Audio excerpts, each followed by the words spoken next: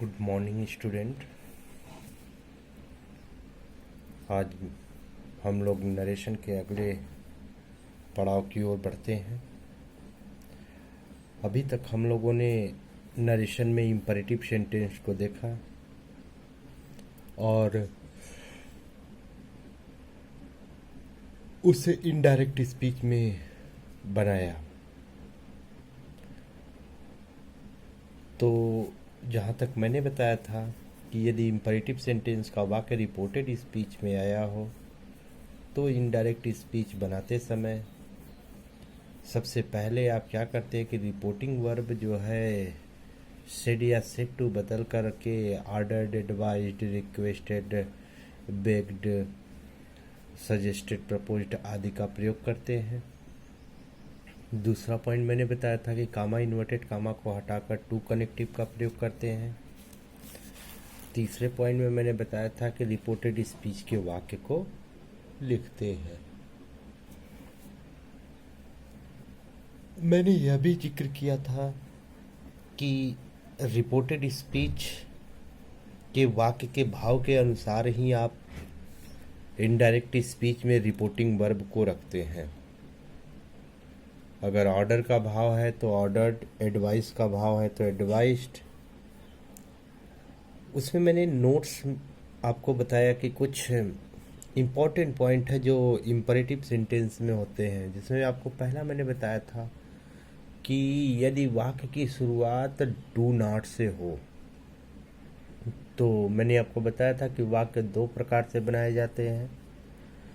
पहली विधि में मैंने बताया था कि फॉरगेट के साथ टारगेट रिपोर्टिंग वर्ब को लिखते हैं तो जिसमें नॉट का प्रयोग नहीं किया जाता क्योंकि वह खुद निगेटिव होता है। और दूसरा मैंने बताया कि एडवाइज्ड के साथ नॉट टू का प्रयोग करते हैं। पहला पॉइंट मैंने यही आपको बताया था। अब हम लोग नरेशन में जो है इम्पोर्टेंट पॉइंट्स की तरफ बढ़ते हैं। अब वो दूसरा पॉइंट, अब आपके दूसरा पॉइंट क्या है कि यदि रिपोर्टेड स्पीच वाले वाक्य में, ठीक है ना, प्लीज आया हो, काइंडली आया हो, सर आया हो, तो रिपोर्टिंग वर्ब, ठीक है, रिक्वेस्टेड का प्रयोग करते हैं। पहला पॉइंट कि यदि आपका प्लीज, काइंडली, सर आदि आया हो तो रिपोर्टिंग वर्ब रिक्वेस्टेड का प्रयोग करते हैं। और यह भी ध्यान में रखिएगा कि इन सब शब्दों को, प्लीज, काइंडली, सर, इन सब शब्दों को क्या करते हैं, आप हटा देते हैं। ठीक है, जैसे Hari said to Radha please help me, यहाँ पे प्लीज आया रिपोर्टेड स्पीच में, यानी रिपोर्टिंग वर्ब क्या लगेगा आपका, रिक्वेस्टेड। तो क्या हो जाएगा, हरी रिक्वेस्टेड राधा, पहला पॉइंट। टू कनेक्टिव हो गया, प्लीज हट जाएगा, हेल्प मी है सेकेंड पर्सन का प्रोनाउन, सॉरी फर्स्ट पर्सन का प्रोनाउन, मी सब्जेक्ट के अनुसार, ऑब्जेक्टिव केस में हो जाएगा। ठीक है, एक और देखते हैं। He said to his master, comma inverted comma sir, give me leave, है ना। तो सर जो है जनरली ऑनर्ड शब्द है, रेस्पेक्टेड है, तो he requested his master, comma inverted comma हट जाएगा टू, पहला पॉइंट यह हो गया। दूसरा पॉइंट हो गया यह तीसरे पॉइंट में, इसमें क्या बदलेगा, प्रोनाउन बदलेगा, मी फर्स्ट पर्सन का प्रोनाउन, सब्जेक्ट के अनुसार, यह हो गया आपका हिम लीव। कभी कभी ध्यान रखिएगा कि डू से भी वाक्य आते हैं, डू से भी वाक्य आपका जो है आता है। वो डू वाला वाक्य कैसा होता है, यहाँ पर डू से भी आपको रिक्वेस्ट मिलता है। जैसे मैं एक आपको उदाहरण दे देता हूँ, he said to me do come, तो क्या हो जाएगा, he requested me to come. ये ध्यान रखिएगा कि अगर डू के साथ तुरंत मेन वर्ब आता है तो वह वाक्य जो है निवेदन आग्रह को इंडिकेट करता है। ठीक है, जैसे डू कम, आइए, आदर के साथ आइए। ठीक है, कम मतलब होता आओ, ये ऑर्डर हो गया, और अगर वही डू लग गया, डू कम, तो आइए। अब हम लोग देखते हैं आगे कि सेकंड पार्ट, यदि रिपोर्टेड स्पीच वाले वाक्य में, मतलब अब 30 जो है इम्पोर्टेंट पॉइंट में दूसरा रहा या तीसरा हो गया आपका, सॉरी ये तीसरा हो गया। तीसरा में क्या मैंने बताया है कि यदि रिपोर्टेड स्पीच वाले वाक्य में वोकेटिव केस के नाउन आए हों, वोकेटिव केस, ठीक है, वोकेटिव केस के नाउन आए हों, तो इनडायरेक्ट स्पीच में वह रिपोर्टिंग वर्ब का ऑब्जेक्ट हो जाता है। यानी जो वोकेटिव केस का नाउन होता है वह आपका क्या हो जाएगा, इनडायरेक्ट स्पीच में रिपोर्टिंग वर्ब का ऑब्जेक्ट हो जाएगा। यानी ये नाउन के केस है वोकेटिव केस। वोकेटिव केस में होता है मतलब किसी को पुकारा जाता है, किसी को नाम लेकर के बुलाया जाता है, किसी नाम लेकर के संबोधित किया जाता है, या किसी की ओर इंडिकेट किया जाता है। जैसे में देखिए, the teacher said comma inverted comma sit down boys. अब सेट के साथ यहाँ पे लगेगा सिट डाउन बॉयज, बच्चे बैठ जाइए। यहाँ पे यह बॉयज क्या हो गया, वोकेटिव केस।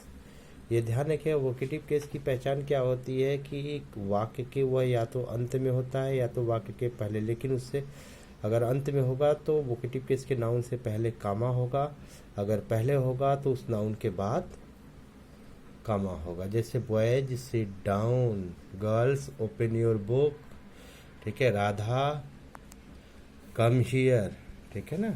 तो ये वोकेटिव केस के प्रोनाउन हो गए, वोकेटिव केस के नाउन हो गए। तो ये ध्यान रखिएगा कि यदि आपका रिपोर्टेड स्पीच में, ठीक है ना, ये रिपोर्टेड स्पीच है, विद इन इन्वर्टेड कामा जो है आपके रिपोर्टेड स्पीच है। यदि रिपोर्टेड स्पीच में वोकेटिव केस का कोई नाउन आया हो तो वह इनडायरेक्ट स्पीच में क्या होता है, रिपोर्टिंग वर्ब का ऑब्जेक्ट बन जाएगा। Sit down, teacher said sit down, teacher ने कहा बैठ जाइए, तो ऑर्डर दे रहा है, तो पहला स्टेप वही रिपोर्टिंग वर्ब ऑर्डर, ठीक है ना। अब ये रिपोर्टिंग वर्ब का ऑब्जेक्ट हो जाएगा और उसके बाद वाक्य को टू सिट डाउन, है ना, ये ऑब्जेक्ट हो गया रिपोर्टिंग वर्ब का। यानी वोकेटिव केस का pronoun as object in indirect speech. Now we are going further, अब हम आगे बढ़ रहे हैं। Father said comma inverted comma Hari open the door, है ना। देखिए मैंने क्या बताया अभी कि वोकेटिव केस का नाउन यदि वाक्य के पहले होगा तो कामा लगा होगा, उसके उस नाउन के बाद कामा। अगर अंत में होगा तो उससे पहले, यहाँ पे बॉयज अंत में है तो उससे पहले आया है, यहाँ पे हरी पहले है तो हरी के बाद आया। तो the father said comma inverted comma Hari open the door. फिर देख लीजिए, द फादर ऑर्डर्ड, हरी अब यह ऑब्जेक्ट हो जाएगा रिपोर्टिंग वर्ब का, सेट का यह ऑब्जेक्ट हो गया। Hari ordered to open the door, है ना। ये आपका क्या हो जाएगा, Hari ordered, the father ordered Hari to open the door, ये ऑब्जेक्ट हो गया, ठीक है। तो तीसरा मैंने क्या बताया कि यदि रिपोर्टेड स्पीच में वोकेटिव केस के नाउन आए हों तो वह इनडायरेक्ट स्पीच में रिपोर्टिंग वर्ब का ऑब्जेक्ट होगा। यानी वह वोकेटिव केस उठ करके क्या हो जाएगा, इनडायरेक्ट स्पीच में रिपोर्टिंग वर्ब के ऑब्जेक्ट हो जाएंगे। ठीक, ये इंपॉर्टेंट पॉइंट है, ये ध्यान में रखिएगा कि बोर्ड के पेपर में करीब वोकेटिव केस का या आपके जो है इम्परेटिव सेंटेंस के ये जो अभी नोट्स में तीनों पॉइंट मैं लिखा रहा हूँ, इम्पॉर्टेंट पॉइंट, यह तीनों जो है पूछा गया है। विगत वर्षों के जो आप मॉडल पेपर उठाएंगे या अनसॉल्व में विगत वर्षों के जो है क्वेश्चन पेपर को आप देखेंगे तो उसमें इम्परेटिव सेंटेंस ढेर सारे एग्जाम्पल जो है बोर्ड के सापेक्ष में देख करके पूछे गए हैं। अब हम लोग अपने अगले टॉपिक की ओर बढ़ते हैं, लेट वाले वाक्य। ठीक है, लेट वाले वाक्य है ना, रियलिटी। लेट मतलब दो होता है, जैसे उसे जाने दो, लेट हिम गो, चलो पढ़ ले, लेटस स्टडी, चलो खा ले, लेटस ईट। ठीक है, शोर ना मचाओ, let there be no noise, उसे जाने दो, उसे जाने दिया जाए, लेट हिम बी गॉन। तो ऐसे जो है लेट वाले वाक्य होते हैं। सो लेट वाले वाक्य से जो है सजेशन मिलता है, लेट वाले वाक्य से प्रपोजल मिलता है, लेट वाले वाक्य से ऑर्डर मिलता है, लेट वाले वाक्य से एडवाइस मिलता है, और लेट वाले वाक्य से रिक्वेस्ट का भी भाव मिलता है। So these are the basic sense that we get from the sentence that containing let. So now we talk about the sentence containing beginning with let or containing let. So there may be the different senses with the sentence beginning with let. Now the condition will start. अब जो है condition आपके शुरू हो रहे हैं कि यदि लेट के साथ अस आया हो। पहला है लेट वाले वाक्य में यदि लेट के साथ अस आया हो, यानी पहले में क्या होगा, लेट अस। ठीक है ना, यह कंडीशन है, यानी यह आएगा तो इस नियम को आपको क्या करना होगा, फॉलो करना होगा। कंडीशन पहला, लेट के साथ अस आया हो तो यहाँ पे हरी सेड लेटस है ना, लेट के साथ अस आया ना, यानी रिपोर्टेड स्पीच में यदि लेट के साथ अस आया हो तो let's play a match. Mohan said to Sohan comma inverted comma let's go to zoo. यहाँ पर भी देख लीजिए आपकी वही चीज़ें है, लेटस गो टू जू। ठीक है, लेट के साथ हंसाया है ना, तो अब क्या करते हैं, इनडायरेक्ट स्पीच बना रहे हैं। तो अब ये डायरेक्ट स्पीच था, अब इनडायरेक्ट स्पीच बनाते समय सबसे पहले करते क्या है कि रिपोर्टिंग वर्ब सेड।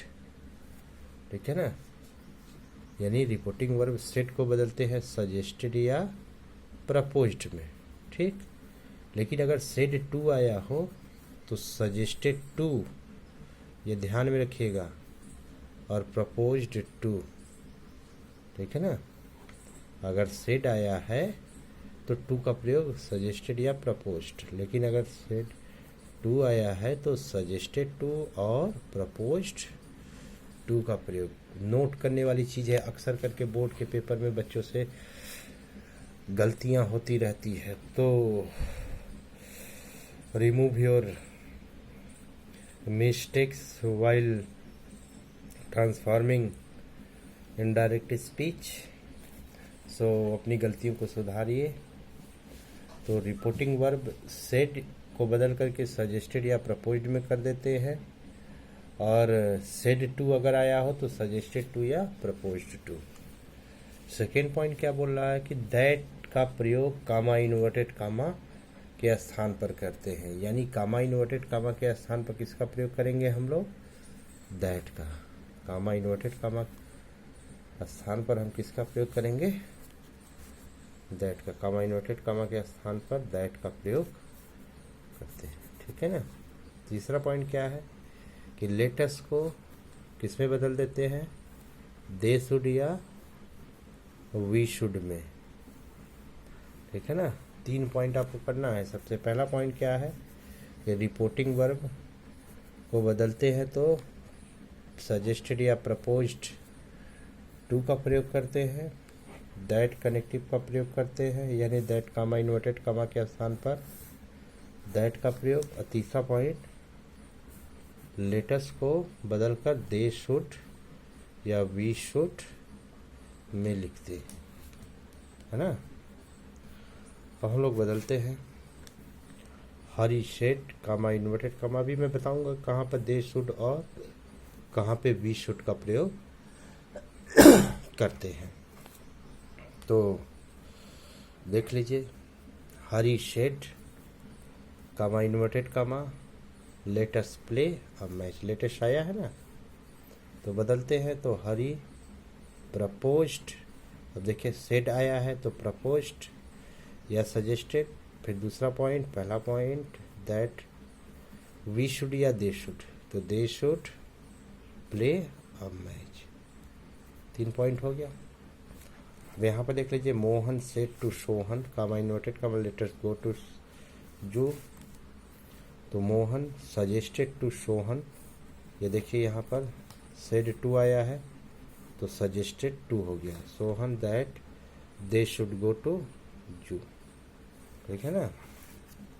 अब देख लीजिए, अब यहाँ पर मैंने लिखा है कि कहाँ पर हम वी शुड या दे शुड का प्रयोग करते हैं।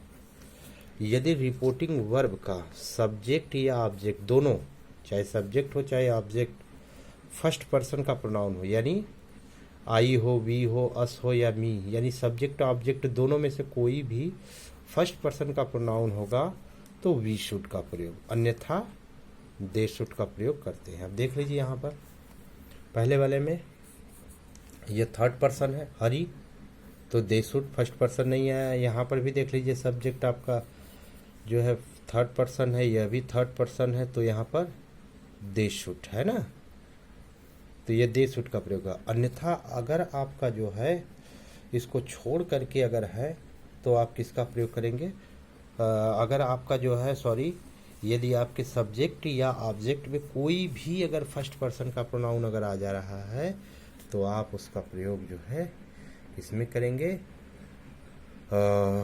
उसके स्थान पर तब जो है आप वी शुड का प्रयोग करेंगे। अब हम लोग लेट वाले वाक्य को फिर से एक बार देख लीजिए, वही कि रिपोर्टिंग लेट के साथ अस आया हो, पहला पॉइंट है कि लेट के साथ अस आया हो तभी आप ऐसा करेंगे। तो पहला रिपोर्टिंग वर्ब सेड या सेड टू को बदलकर सजेस्टेड या प्रपोज टू में करते हैं। दूसरा दैट का प्रयोग करते हैं, मतलब कामा इन्वर्टेड कामा के स्थान पर दैट का प्रयोग लेटेस्ट को बदल करके वी शुड या दे शुड में लिखते हैं। वी शुड का प्रयोग तब करते हैं जब सब्जेक्ट या ऑब्जेक्ट कोई भी क्या होगा, फर्स्ट पर्सन होगा, और अगर उसको नहीं है फर्स्ट पर्सन में तो हर जगह आप किसका प्रयोग करेंगे, दे शुड का प्रयोग करेंगे। अब हम लोग अपने नेक्स्ट टॉपिक की ओर बढ़ते हैं।